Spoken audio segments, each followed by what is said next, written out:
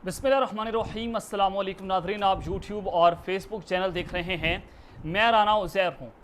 नाज़रीन, आज ईद का दूसरा दिन है और कल का दिन भी पॉलिटिकल तौर पर बहुत इंपॉर्टेंट था और ईद के रोज़ भी जनाब पाकिस्तान की सियासत में कुछ बड़ी हलचल है, बैक डोर्स पर कुछ बड़ा चल रहा है और इस्टेब्लिशमेंट ईद के रोज़ भी अपनी गंदी हरकतों से बाज नहीं आ रही। मैं कुछ बड़ी खबरें लेकर जनाब आपकी खिदमत में हाजिर हुआ हूँ। कुछ बड़ी ब्रेकिंग न्यूज़ हैं जिस पर मीडिया जनाब बात नहीं कर रहा। मीडिया आपको दुबई प्लान के बारे में नहीं बता रहा होगा, मीडिया जनाब आपको लंदन प्लान और फिर ग्रेटर प्लान के बारे में नहीं बता रहा होगा। जो इस्टेब्लिशमेंट प्लान तैयार कर रही है उस पर तो मीडिया मुकम्मल तौर पर खामोश है। जनाब पहली खबर पर जो आज हमने बात करनी है कि ईद के दूसरे दिन जो है वो एक नया बम शेल फटा है और एक कर्नल को जनाब फौरी तौर पर नौकरी से फारिग कर दिया गया है। इसकी आखिर वजह क्या है, नौकरी से फारिग क्यों किया गया है, हकीकत क्या है, इस हवाले से बड़ी इंपॉर्टेंट डिटेल्स हैं वो मैंने आपके सामने रखनी है। और दूसरी खबर पर हमने बात करनी है कि army chief general Asim Munir को एक खुफिया रिपोर्ट पेश की गई है।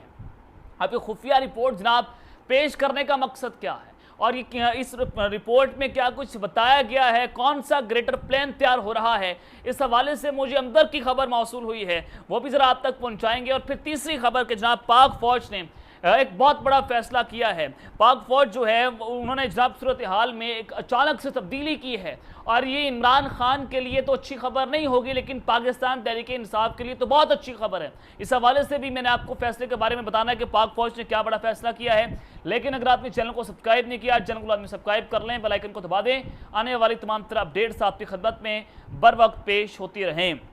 नाज़रीन, सबसे पहले आपको बता दूं कि IMF और पाकिस्तान का एक बहुत बड़ा मुआहदा जो है वो हो चुका है। पॉलिसियों पर सख्ती से अमल दरामद ज़रूरी है। पाकिस्तान से मुआहदे पर IMF का भी एलामिया जो है वो जारी हो चुका है। जारी एलामिया में ये कहा गया कि पाकिस्तान ने हाल ही में कई इक़दाम किए हैं। हालिया बजट में आमदन बढ़ाने और माशी इस्तेहकाम के इक़दाम किए गए हैं। बजट में प्राइमरी सरप्लस बजट का 0.4% करने के इक़दाम किए गए हैं। बजट में नए सेक्टर्स को टैक्स नेट में लाने का फैसला किया गया और BISP के जरिए समाजी तहफ़्फ़ुज़ इक़दाम किए जाएंगे। IMF ने एलामिया में कहा कि पाकिस्तान ने टैक्स छूट और गैर बजट शुदा अखराजात के प्रेशर पर मज़ाहमत की और नए बजट पर अमल दरामद को यकीनी बनाना अहम होगा। और जनाब स्टेट बैंक ने दरामदात पर पाबंदी हटा दी है और स्टेट बैंक ने डॉलर का मार्केट रेट मुकर्रर करने की यकीन दहानी करवाई है और हुकूमत जनेवा कॉन्फ्रेंस से फंडिंग की यकीन दहानियों पर अमल दरामद की कोशिश जारी रखे, जबकि बैरूनी मुल्क से मजीद फंड्स के लिए कोशिशें भी जारी रखी जाएं। अब जब डॉलर का जो रेट है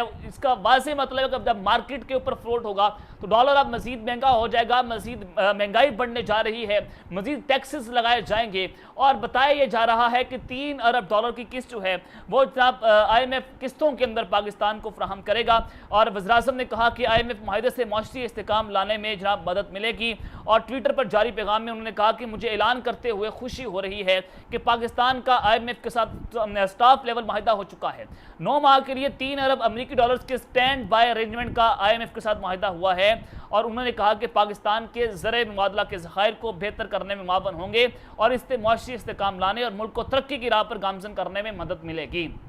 जनाब अगर आप खत्ते की बात कर लेते हैं कि खत्ते में इस कदर ख़तरनाक और खौफनाक हद तक पावर इम्बैलेंस हो चुका है कि इंडिया के रिजर्व्स जो हैं वो 500 से 600 अरब डॉलर हैं। पाकिस्तान के रिजर्व 4 अरब डॉलर हैं। 3 अरब डॉलर के लिए हम भीख मांग रहे हैं कि हमें जनाब डिफॉल्ट होने से बचा लें, लेकिन इनका सबसे बड़ा मकसद है कि इमरान खान को फिक्स करना है। इस्टेब्लिशमेंट लगी हुई है कि इमरान खान को फांसी दे दो, फलां शख्स ने 9 मई पर हम पर हमला किया, फलां शख्स को पकड़कर जेल में डालो, फलां शख्स ने सोशल मीडिया पर बैठकर हम पर तनकीद की है उसको कत्ल कर दो, इमरान रियाज ने फलां बात की इसको जनाब अगवा करके इसको नंगा करके मारो, अरशद शीख को कत्ल कर दो, फलां को कत्ल कर दो। ये जनाब पाकिस्तान के अंदर बातें हो रही हैं, लेकिन इसके ऊपर ISI का DC हो, चाहे वो आर्मी चीफ हो, चाहे वज़ीर-ए-आज़म हो, चाहे कोई भी हो, वो मईशत के ऊपर बात करता हुआ नजर नहीं आ रहा। और कहते हैं कि जनाब हमने एक मुआशी कौंसिल तैयार कर ली है और उसमें बैरूनी सरमायाकारी पाकिस्तान लाएंगे। क्या ये पाकिस्तान की इस्टेब्लिशमेंट का काम है? आप कहते हैं हमारा तो पाकिस्तान की सियासत में कोई किरदार नहीं है, आप कहते हैं हम इमरान खान से बातचीत क्यों करें, वो तो सियासतदान है, हम आर्मी चीफ है, हमारी फौज है, हमारा इदारा है,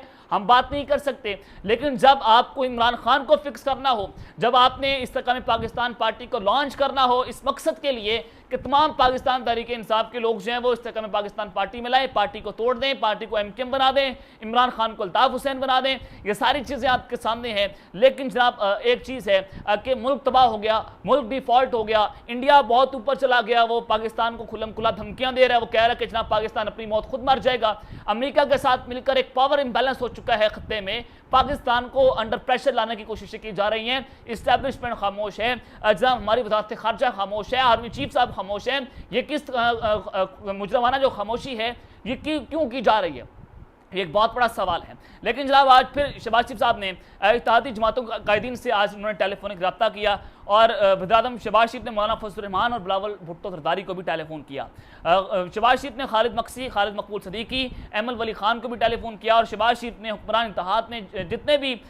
जमातों कायदीन हैं उनको ईद की मुबारकबाद दी और उनकी खैरियत भी दराफ्त की और इत्तेहादी जमातों कायदीन से मुल्की सियासी और माशी सूरत हाल पर गुफ्तगू भी की और जनाब साथ ही इत्तेहादी जमातों कायदीन को IMF की MD से होने वाली गुफ्तगू से भी आगाह किया है। ये जनाब आज की जो डेवलपमेंट्स हैं मैंने आपके सामने रखी हैं। लेकिन जनाब सबसे पहली खबर के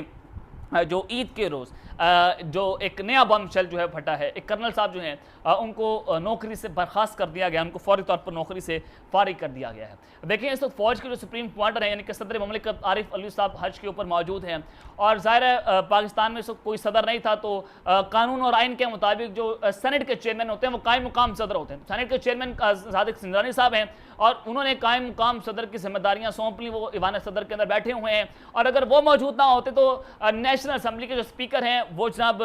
वो पाकिस्तान के सदर होते। आइन और कानून का तकाजा है क्योंकि इस वक्त पाकिस्तान के अंदर आइनी पेचीदगियाँ बढ़ती चली जा रही हैं और अगर आप ये देखेंगे इस दौरान जो है वो हुकूमत ने बहुत बड़े शबकुन मारे, बहुत सारे कानून कवानीन को पास करवा लिया, बहुत सारी चीज़ें जो हैं वो आरिफ अलवी साहब नहीं कर रहे थे वो जनाब सादिक सिंजानी ने आते ही कर दी हैं और बहुत सारी चीज़ें जो सदर के हाथ के अंदर होती हैं और हुकूमत करवाना चाहती थी सादिक सिंजानी साहब ने इस्टेब्लिशमेंट के इशारे के ऊपर तमाम चीज़ें जो हैं वो उन्होंने लाइन अप कर दी हैं। अब जनाब हुआ क्या, मैं आपके सामने जरा कुछ बड़ी खबर रखना चाहता हूँ कि कायम मुकाम सदर सादिक सिंजानी साहब ने चेयरमैन NCHD यानी कि national commission for human development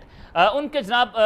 जो चेयरमैन हैं कर्नल रिटायर्ड आमिर मुरब्बत साहब उनको बरतरफ कर दिया है उनके ओहदे से। अब मैं आपको बताता हूं कि हुआ क्या है। देखिए हुकूमत ने 2 बार समरी जो है वो सदर पाकिस्तान आरिफ अलवी साहब को भेजी थी कि इन शख्स को यानी कि कर्नल आमिर साहब को फौरी तौर पर ओहदे से फारिग किया जाए, लेकिन सदर पाकिस्तान ने इनको ओहदे से बरतरफ नहीं किया था। अब वजह क्या बताई जाती थी कि कर्नल रिटायर्ड आमिर साहब ने रियासती इदारों के खिलाफ तहज़ीक अमेज़ मवाद जो है वो सोशल मीडिया पर जनाब उन्होंने लगा दिया था, वो शेयर किया था, वो एंटी फौज थे, वो जनाब इस्टेब्लिशमेंट के ऊपर तनकीद कर रहे थे, तो लिहाजा सदर पाकिस्तान को नहीं हटा रहे थे, वो जैसे मुल्क से बाहर गए, वो हज के ऊपर गए। कायम मुकाम सदर ने हुकूमत की समरी के ऊपर फौरी तौर पर कर्नल आमिर मुरब्बत को हटा दिया है और ये एक बहुत बड़ा मैसेज है इमरान खान साहब के लिए भी कि जितने भी रिटायर्ड और हाजिर फौजी जर्नैल हैं उनको जनाब नौकरी से फारिग करने का फैसला हो चुका है। न सिर्फ फैसला हुआ है बल्कि फयाज गनी साहब जो है लाहौर के कोर कमांडर थे, लेफ्टिनेंट जनरल 3 स्टार जनरल उनको नौकरी से फारिग किया गया और फिर आपने देखा कि ब्रिगेडियर्स के नाम है कि उनको जनाब नौकरी से फारिग कर दिया गया है और एक वजह थी कि वो इमरान खान के बयानी के साथ खड़े हुए थे, एक वजह थी कि वो फौज के अंदर वो प्रो इमरान समझे जाते थे और जो प्रो इमरान इसे समझा जा रहा है उसको जहन्नुम में फेंका जाता है, उसके ऊपर जब मुकदमात करना, उसको नंगा करना, उसको मारना, उसको कत्ल करना, ये सारी चीज़ें पाकिस्तान की इस्टेब्लिशमेंट कर रही है। तो कर्नल आमिर साहब जो हैं उनको भी ओहदे से जनाब फारिग कर दिया गया है। अब आ जाएंगे पाक फौज ने कुछ बड़े फैसले किए हैं और ये फैसले हैं इमरान खान साहब को लेकर। ये फैसले के अंदर आपको मैं बता देता हूँ जनाब, ये सारी चीज़ें हैं कि ये पैगाम भी दिया गया कि हमने फ़ौज का खुद इख्तिताबी अमल शुरू कर दिया कि जो हमारे अंदर के लोग थे जिन्होंने 9 मई के अंदर अपना किरदार अदा किया हम उनको भी जनाब सजा देंगे और बल्कि हमने ये अमल जो है वो ख़त्म भी कर दिया है शुरू करने से पहले। बहुत सारे नाम लिए गए, DGI SPR साहब ने इसके ऊपर प्रेस कॉन्फ्रेंस की कि एक जो है वो 3 स्टार जनरल हैं, जनरलों की बेटियां हैं, ब्रिगेडियर्स की बीवियां, ये सारी चीज़ें जो है उन्होंने बताई भी कि फलां बंदा जो है उसके ऊपर हमने ये कार्रवाई शुरू कर दी है। और फिर फौजी ट्रायल 102 लोग जो हैं उनके ऊपर फौजी ट्रायल्स के बारे में खबरें आई कि जनाब DGI SPR ने प्रेस कॉन्फ्रेंस की कि उनके ऊपर हमने जो है वो आर्मी ट्रायल शुरू कर दिया है, फौजी अदालतें लग चुकी हैं और ये स्टैंड बाय हैं। तो उस हद के अंदर जनाब पहले ये रिलीफ दिया गया खवातीन को कि खवातीन का कोई भी केस जो है वो फौजी अदालतों के अंदर नहीं जाया जाएगा वो सिविल अदालतों के अंदर अपना केस भुगतेंगी। और फिर अब एक और रिलीफ दिया गया है कि 20 साल से जितने भी कम उम्र के बच्चे हैं उनका ना फौजी अदालतों के अंदर केस चलाया जाएगा और ना उनको सजा दी जाएगी। कोई भी उनके ऊपर कोई मामला नहीं होंगे, उनके वालिदैन को समझाकर बच्चा उनके हवाले कर दिया जाएगा, क्योंकि ये दायर है एक नौजवान का उनको उम्र कैद देना, सजाए मौत होना, फांसी देना, या फिर उनको 1 साल के लिए भी आप जेल के अंदर रख लें तो पूरी जिंदगी जो है वो उसकी तबाह हो जाती है। तो उसको देखते हुए ये पाक फौज ने एक बहुत बड़ा फैसला किया है और 20 साल से जितने भी कम उम्र बच्चे हैं उनको उनके वालिदैन के हवाले कर दिया जाएगा। जी जनाब एक रिलीफ दिया गया है, लेकिन इमरान खान साहब को हर सूरत गिरफ्तार करना है। ईद तक का वक्त दिया गया था खान साहब को और ईद खत्म होने जा रही है और ईद के बाद इमरान खान के खिलाफ एक खतरनाक कावर शुरू हो जाएगा, एक खतरनाक ऑपरेशन शुरू हो जाएगा और फिर फौजी अदालतें भी लग जाएंगी, इमरान खान पर केसेस भी चलाए जाएंगे। और नैब के अंदर जहां अब जो केस देखेगा खान साहब का वो एक मेजर जनरल है, जो कि स्पेशल इन्वेस्टिगेटिव सेल जो है नैब के अंदर एक्टिव हो चुका है। ये चीज़ें जो हैं वो मैंने आपको बता दी हैं कि अब ये सारी चीज़ें हैं। लेकिन जब आपको एक और बड़ी खबर देना चाहता हूं कि आर्मी चीफ साहब को एक खुफिया रिपोर्ट जो है वो पेश की गई है और ये रिपोर्ट किस मकसद के लिए पेश की गई है, आखिर इसकी वजह क्या है, उस रिपोर्ट में क्या कुछ लिखा गया है, इधर आपके सामने मैं रख देता हूँ। जनाब एक चीज़ तो ये कि इलेक्शन जो है वो नवंबर में नहीं होने जा रहे। इलेक्शन कमीशन ऑफ पाकिस्तान ने इस चीज़ को बड़ा वाज़ेह कर दिया है और बड़ी टाइमिंग के ऊपर आकर इलेक्शन कमीशन ऑफ पाकिस्तान ने ये अपना ऐलान भी कर दिया, क्योंकि उन्होंने बताया कि इलेक्शन के लिए नई हल्का बंदियां जो हैं वो जरूरी हैं, पुरानी हल्का बंदियों के ऊपर इलेक्शंस नहीं हो सकते, बहुत सारी पेचीदगियां हैं। और उन्होंने ये कहा कि इस चीज़ के लिए जनाब हमें जो है वो 4 से 6 माह का वक्त लग सकता है, तो लिहाजा नवंबर में इलेक्शंस करवाना मुमकिन नहीं है और अप्रैल से पहले आप इलेक्शन जो हैं वो इससे नहीं हो सकते। अगर अप्रैल मई हो जाएगा, अगर आप नई हल्का बंदियां करवाते हैं तो इलेक्शन कमीशन ऑफ पाकिस्तान, अब ये कानून भी पास हो चुका है कि आप सदर पाकिस्तान से दस्तखत करवाएं ना करवाएं उनकी मंजूरी नहीं होगी और इलेक्शन कमीशन ऑफ पाकिस्तान कहेगा अपना भाईजान ये तारीख है, आप इस तारीख के ऊपर जाकर इलेक्शन करवा दें। अब इलेक्शन कमीशन ऑफ पाकिस्तान के जवाबदीदा के इलेक्शन कब करवाए जाएं, तो आइन के अंदर तरमीम हो चुकी है और इलेक्शन कमीशन ऑफ पाकिस्तान किसी सूरत इलेक्शन नवंबर के अंदर नहीं करवाएगा। वो मैं आपको बहुत पहले बता चुका हूं कि एस्टैब्लिशमेंट का जो उनका प्लान है कि लंबे अरसे के लिए निगरान हुकूमत जो है उसको चलाया जाएगा और फिर सारी जमातें पीडीएम को फेस सेविंग देकर उनको इलेक्शन के अंदर लाया जाएगा, पूरा एक मीडिया नैरेटिव तैयार किया जाएगा, मीडिया को तैयार करके हुकूमत के अंदर कैंपेन चलवाई जाएंगी। तो ये सारी चीजें जो है वो करनी है, इमरान खान को फिक्स करना है, इमरान खान को नहल करना, उनको गिरफ्तार करना, फिर जाकर इलेक्शन करवाए जाएंगे। और फिर दुबई के अंदर भी जनाब एस्टैब्लिशमेंट ने अपना पैगाम पहुंचाया कि जब तक 9 मई की मुलजिमान को कैफे किरदार तक ना पहुंचाया जाए हम इलेक्शन जो है वो नहीं करवा सकते। तो दुबई में कुछ आम मुलाकातें हुई, मरियम नवाज, नवाज शरीफ, बिलावल भुट्टो और आसिफ जरदारी साहब, इन चारों शख्सियात ने मामला तय कर लिए, सीट एडजस्टमेंट हो गई और निगरान हुकूमतों के ऊपर बात हो चुकी है, बहुत सारे फैसले भी हो चुके हैं, मिसाक के मैशत भी हो चुका है और यह फैसला भी हुआ कि अगली हुकूमत जो है वो पीडीएम ही बनाएगी, इत्तेहादी हुकूमत ही बनाएगी। ये जनाब बाकायदा तौर पर फैसला हो चुका है और अगले 10 सालों की प्लानिंग जो है उन मुलाकातों के अंदर की गई, यानी कि ग्रेटर प्लान अगर आप इसको कहें, दुबई प्लान कहें तो ये कहना गलत नहीं होगा। अब ये सारी प्लानिंग्स जो हैं, ये दुबई प्लान जो है उसकी रिपोर्ट पेश की गई है army chief general Asim Munir को। जाहिर है इस्टेब्लिशमेंट ताकतवर हैं, इनको भी लाइव आप नहीं रख सकते और इस्टेब्लिशमेंट ये फैसला करती है, आर्मी चीफ भी फैसला करते हैं कौन पाकिस्तान का वज़ीर-ए-आज़म होगा, कौन पाकिस्तान का वज़ीर-ए-आज़म नहीं होगा। और कल उनकी शहबाज शरीफ साहब से मुलाकात होना और फिर पाकिस्तान जिंदाबाद का नारा लगाना और इकट्ठे नमाज पढ़ना, इकट्ठे जाकर बॉर्डर को जनाब उन्होंने विजिट किया, तो ये बड़ा मैसेज दिया गया कि अगले वज़ीर-ए-आज़म हामिद मीर साहब ने भी ये इंकशाफ किया कि अगले वज़ीर-ए-आज़म जो है वो शहबाज शरीफ हो सकते हैं, क्योंकि जो शहबाज शरीफ साहब के साथ खड़ा होगा वही अगली हुकूमत का हिस्सा होगा। तो इत्तेहादी हुकूमत के अंदर यही हुकूमतें जो हैं वो चलती चली जाएंगी, लेकिन इस्तका में पाकिस्तान पार्टी की नई एंट्री होगी हुकूमत के अंदर। तो ये अब तक की डिटेल में जो मैंने आपके सामने रखी है, अब तक लेते हैं, अपना ख्याल रखिएगा, ख्याल रखें। अल्लाह ने के वान पाकिस्तान जिंदाबाद।